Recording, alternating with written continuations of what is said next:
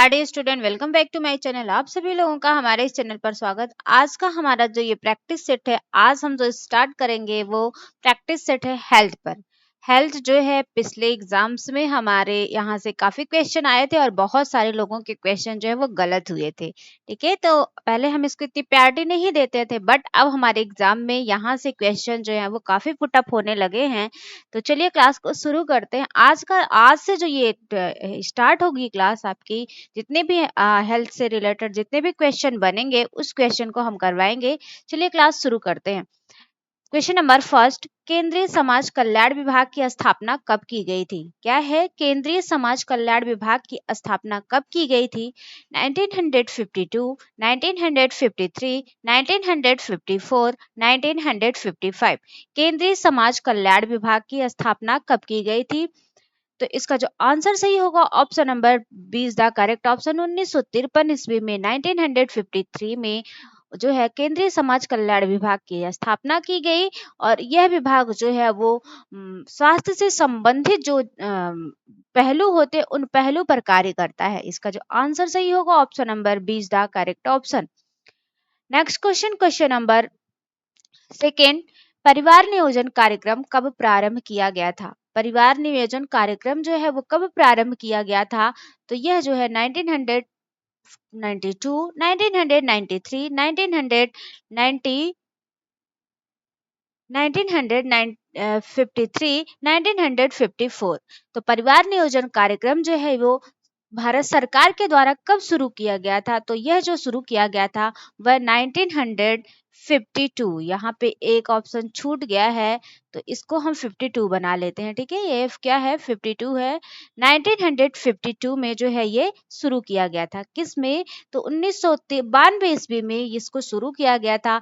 और इसका उद्देश्य क्या था? तो परिवार नियोजन मतलब हमारी जो परिवार है उस परिवार को नियोजित करना है, इसका उद्देश्य था। किसका? परिवार नियोजन कार्यक्रम का भारत सरकार के द्वारा। आज भी यह हमारे ग्रामीण क्षेत्र, शहरी क्षेत्र, नगरीय क्षेत्र, हर क्षेत्रों में आज भी हमारे सरकार के द्वारा चलाया जा रहा है कार्यक्रम, जिससे परिवार को नियोजित किया जा सके, जिससे उनको अच्छी मात्रा में पोषक तत्व प्राप्त हो सके। परिवार नियोजित रहेगा तो जितनी उनको हेल्थ जितनी उनको न्यूट्रिशन की आवश्यकता होती है, सारे न्यूट्रिशन जो है उनको प्राप्त होंगे। उनकी सारी इच्छाएं, सारी आवश्यकताएं जो प्रतिदिन की आवश्यकताएं वो प्रतिदिन की आवश्यकताएं उनकी पूर्ति होगी। इसके लिए जो एक कार्यक्रम सरकार के द्वारा चलाया गया वह भारत परिवार नियोजन कार्यक्रम जो है वो चलाया गया था 1952 ईस्वी में। 1952 में इस कार्यक्रम को प्रारंभ किया गया था। Next question, question number third, प्रजनन तथा बाल स्वास्थ्य कार्यक्रम कब प्रारंभ किया गया था? तो कौन सा कार्यक्रम प्रजनन तथा बाल स्वास्थ्य कार्यक्रम कब प्रारंभ किया गया था? 1992, 1993, 1994, 1997। तो प्रजनन तथा बाल स्वास्थ्य कल्याण कार्यक्रम जो प्रारंभ किया गया था वह 1997 में प्रारंभ किया गया। इसका जो आंसर सही होगा option number D is the correct option. 1997 ईस्वी में इसे प्रारंभ किया गया था। इसमें प्रजनन तथा बाल स्वास्थ्य से संबंधित जो है सुविधाएं महिलाओं तक और शिशुओं तक जो है प्रदान की जाती हैं। इसमें प्रजनन से संबंधित जैसे आपका गर्भ निरोधक गोलियां हो गई, इस प्रकार की जो सुविधाएं हैं उनसे जो है महिलाओं को प्रदान की जाती है। और इसके साथ साथ बाल स्वास्थ्य शिशु की किस प्रकार से सुरक्षा है, उसे कौन सा न्यूट्रिएंट्स देना है, किस एज में उसे कितनी मात्रा में कौन सा पोषक तत्व देना है, इन सब से रिलेटेड जो ये कार्यक्रम आपका था। नेक्स्ट क्वेश्चन, क्वेश्चन नंबर 4, जन्म दर नियंत्रण कार्यक्रम कब प्रारंभ किया गया था? कौन सा कार्यक्रम? तो जन्म दर नियंत्रण कार्यक्रम कब प्रारंभ किया गया था? 1971 में, 1972 में, 1973 में, 1998 में। तो जन्म दर नियंत्रण कार्यक्रम जो शुरू किया गया था यह कब? तो यह जन्म दर नियंत्रण कार्यक्रम जो है वो 1998 में शुरू किया गया था। इसका जो आंसर सही होगा option number D is the correct option. 1998 में यह कार्यक्रम शुरू किया गया था और इसका मुख्य उद्देश्य था जो जन्म दर में बढ़ोतरी हो रही थी उस जन्म दर में हुई बढ़ोतरी को कम करना। मतलब 1000 शिशुओं पर जो जन्मे शिशुओं की जो गणना होती है उस गणना की दर को कम करना। ठीक है, इसका जो यही उद्देश्य था। नेक्स्ट क्वेश्चन, क्वेश्चन नंबर 5, कानूनी गर्भपात अधिनियम कब लागू किया गया था? कानूनी गर्भपात अधिनियम कानूनी रूप से गर्भपात को बैन लगाने का जो अधिनियम है वह कब लागू किया गया था? 1971, 1972, 1973, 1974, 1971, 1972, 1973, 1974। तो कानूनी गर्भपात अधिनियम जो लागू किया गया था वह 1971 ईस्वी में 1971 ईस्वी में इसे लागू किया गया था। और इसका उद्देश्य क्या था? तो जो मतलब कुछ ऐसी महिलाएं हैं जिनको प्रताड़ना के माध्यम से या ऐसे अनचाहे गर्भपात करवा दिया जाता था, तो उस पर जो है कानून लगाना, उस पर रोक लगाने के लिए इस कानूनी गर्भपात अधिनियम को जो है वो लागू किया गया था। नेक्स्ट क्वेश्चन, क्वेश्चन नंबर 6, प्रतिकारिता कितने प्रकार की होती है? प्रतिकारिता जो है वो कितने प्रकार की होती है? 2 प्रकार की होती है, 3 प्रकार की होती है, 4 प्रकार की होती है या 5 प्रकार की होती है? तो प्रतिकारिता जो होती है वो कितने प्रकार की होती है? प्रतिकारिता जो है वो 2 प्रकार की होती है। कितने? 2 प्रकार की। एक आपकी प्राकृतिक प्रतिकारिता, प्रतिकारिता mean that means antibodies, antibodies जो होती है यही आपकी प्रतिकारिता, रोग प्रतिरोधक क्षमता। तो एक आपकी अर्जित प्रतिकारिता होती है, दूसरी आपकी जो है प्राकृतिक प्रतिकारिता होती है। प्राकृतिक प्रतिकारिता जो है हमारी बॉडी में ऑलरेडी फिक्स होती है, मतलब हमारे शरीर में रोग प्रतिरोधक क्षमता जो होती है वो ऑलरेडी पहले से ही होती है, जिससे हम रोगों से लड़ सकते हैं।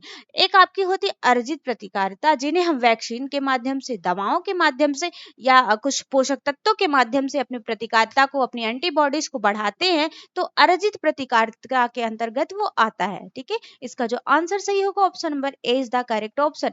नेक्स्ट क्वेश्चन, क्वेश्चन नंबर 7, आधुनिक प्रतिरक्षा जैविकी के जनक निम्न में से कौन से हैं? कौन है आपके आधुनिक प्रतिरक्षा जैविकी के जनक? इसमें से कौन है? रॉबर्ट हुक है, रॉबर्ट कोच है, एडवर्ड जेनर है या इनमें से कोई नहीं? तो आधुनिक प्रतिरक्षा जैविकी के जनक जो है वो एडवर्ड जेनर है। कौन है? एडवर्ड जेनर है। रॉबर्ट हुक इन्होंने कोशिका की खोज की थी। ठीक है, कि रॉबर्ट हुक ने किसकी खोज की थी? तो इन्होंने कोशिका की खोज की थी। नेक्स्ट आपका क्वेश्चन नंबर 8, निम्न में से प्राकृतिक प्रतिकारिता के प्रकार कौन कौन से हैं? किसकी बात हो रही है? तो प्राकृतिक प्रतिकारिता के प्रकार इसमें से कौन कौन से हैं? जातिगत है, नस्लीय है, व्यक्तिगत है या सभी है? तो इसका जो आंसर सही होगा, जातिगत भी प्रतिकारिता होती है, नस्लीय भी होती है और व्यक्तिगत भी होती है। इसका जो आंसर सही होगा option number D is the correct option. Next question, question number 9, मनुष्य में एंटीजन द्वारा उत्पन्न की जाने वाली प्रतिकारिता कितने प्रकार की होती है? किसके माध्यम से? तो जो एंटीजन है, इस एंटीजन के द्वारा उत्पन्न की जाने वाली जो प्रतिकारिता होती है ये कितने प्रकार की होती है? 2 प्रकार की होती है, 3 प्रकार की होती है, 4 प्रकार की होती है या 5 प्रकार की होती है? तो मनुष्य में एंटीजन द्वारा उत्पन्न की जाने वाली जो प्रतिकारिता है यह प्रतिकारिता 3 प्रकार की होती है। इसका जो आंसर सही होगा option number B is the correct option. 3 प्रकार की यह प्रतिकारिता होती है।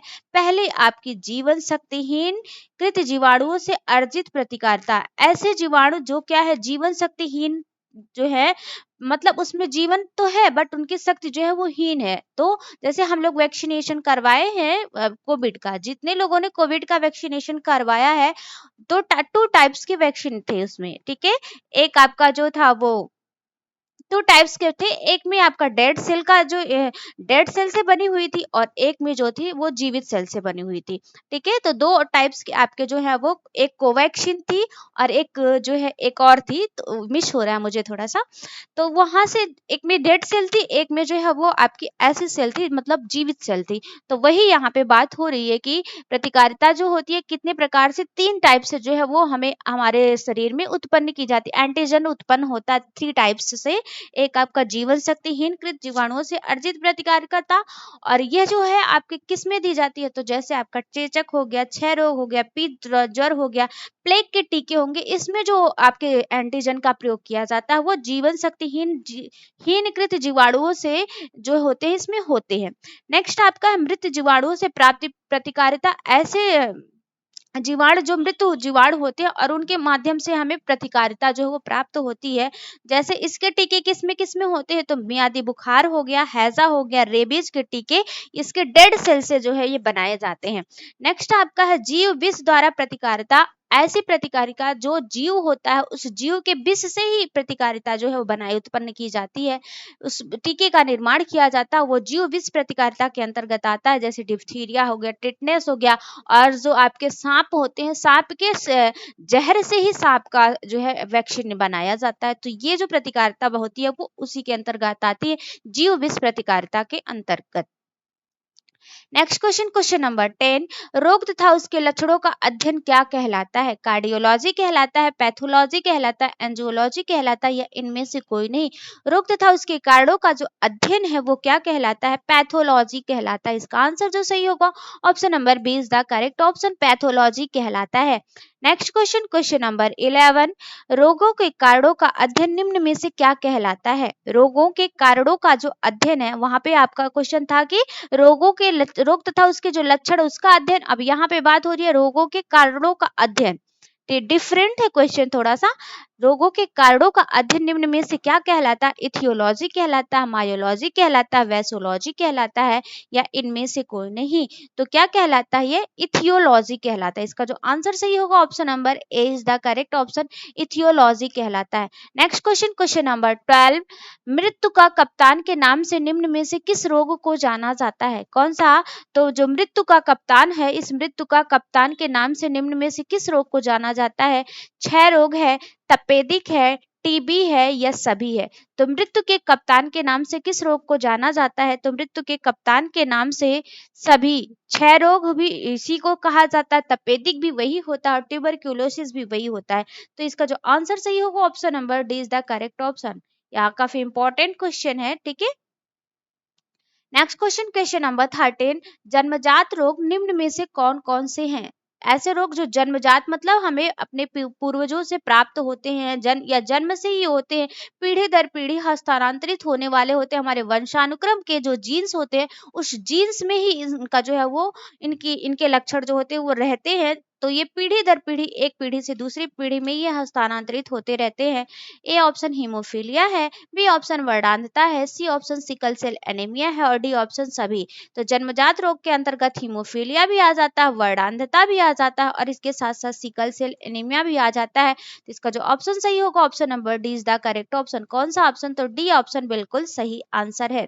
नेक्स्ट क्वेश्चन, क्वेश्चन नंबर 14, असंक्रामक रोग निम्न में से कौन से हैं? कौन से रोग? तो जो असंक्रामक रोग है, इस रोग में निम्न में से कौन से हैं?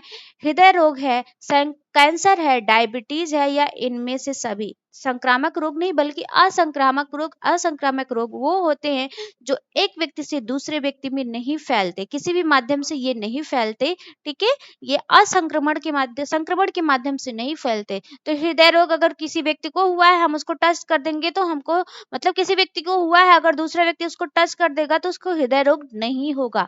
कैंसर है, कैंसर अगर किसी व्यक्ति को हुआ है दूसरे, क्योंकि ये सेल से आंतरिक अंगों से जब तक संपर्क नहीं होगा तब तक जो है इसका कोई इफेक्ट नहीं पड़ेगा। जैसे ब्लड से अगर कैंसर का किसी कोई मरीज है और उसके ब्लड को किसी दूसरे व्यक्ति को डोनेट कर दिया जाता है तब जो है आपका इफेक्ट पड़ेगा। डायबिटीज है, डायबिटीज में भी यही लक्षण होता है, ठीक है। तो ये इसका जो आंसर सही होगा option number D is the correct option. Next question, question number 15, वायु द्वारा फैलने वाला रोग निम्न में से कौन सा नहीं है? इसमें से कौन सा ऐसा रोग है जो वायु के माध्यम से नहीं फैलता है? चेचक है, खसरा है, पीलिया है, या इन्फ्लुएंजा है? तो वायु के माध्यम से कौन सा रोग नहीं फैलता? तो वायु के माध्यम से जो ना फैलने वाला रोग है वो पीलिया है। बल्कि ये किसके माध्यम से होता है? जल और भोजन के माध्यम से। दूषित जल और दूषित भोजन के सेवन से जो रोग होता है वो पीलिया आपका होता है। बाकी ये खसरा है, चेचक है, और इन्फ्लुएंजा, ये तीनों जो है वायु के संक्रमण से होने वाले रोग होते हैं। नेक्स्ट क्वेश्चन, क्वेश्चन नंबर 16, जल द्वारा फैलने वाला रोग निम्न में से कौन सा है? कौन सा रोग? तो जल के माध्यम से फैलने वाला इसमें से रोग कौन सा है? पेचिस है, पोलियो है, हेपेटाइटिस है, या सभी है?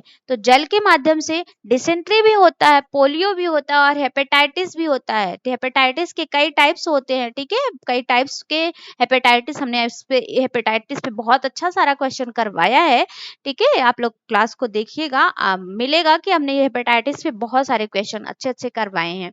तो जल द्वारा फैलने वाला रोग निम्न में से कौन सा है? पेचिस, डिसेंट्री भी ये दूषित जल का अगर हम सेवन कर लेते हैं, दूषित भोजन का सेवन कर लेते हैं हैं तो डिसेंट्री होता है, पोलियो जो है ये भी दूषित जल से होता है और हेपेटाइटिस भी है ये भी दूषित जल से होता है। इसका जो आंसर सही होगा option number D is the correct option.